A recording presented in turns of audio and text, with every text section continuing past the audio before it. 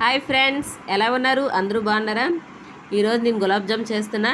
మన ఇంట్లో ఏ పిండి లేకపోయినా పర్లేదు, ఒక్క బిస్కెట్ ప్యాకెట్ ఉంటే చాలు మనకి ఈరోజు గులాబ్ జామ్ రెడీ అయిపోతుంది.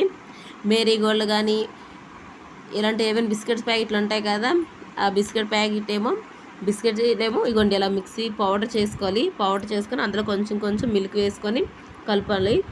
గోధుమ పిండి మనం కలుపుతాం కదా, చపాతీ పిండి, పూరీ పిండి అలా కలుపుకొని చిన్న చిన్న వండలు చేసుకోండి. ఇప్పుడు కళాయి మీద ఆయిల్ వేసుకొని ఆయిల్ మరిగాక ఇప్పుడు మనం ఈ ఒక్కొక్క గులాబ్ జామ్ ఉండలు అనేది వేసుకొని బాగా ఫ్రై చేసుకోవాలి. ఈలోపు ఇంకో కళాయి పెట్టుకొని షుగర్ వేసుకొని అది తీగపాకం వచ్చేలా చూసుకొని వేసుకోవాలి. మన గులాబ్ జాములు వేగిపోయి కదా, ఇప్పుడు ఇందులో వేసుకొని ఒక్క నిమిషం కొంచెం ఉడికితే చాలా వేడి మీద ఇంకా బాగా ఫాస్ట్గా పాకం పడుతుంది. ఇప్పుడు మనం టేస్ట్ చేయడమే గులాబ్ జామ్ ఫ్రెండ్స్. సూపర్గా ఉంది.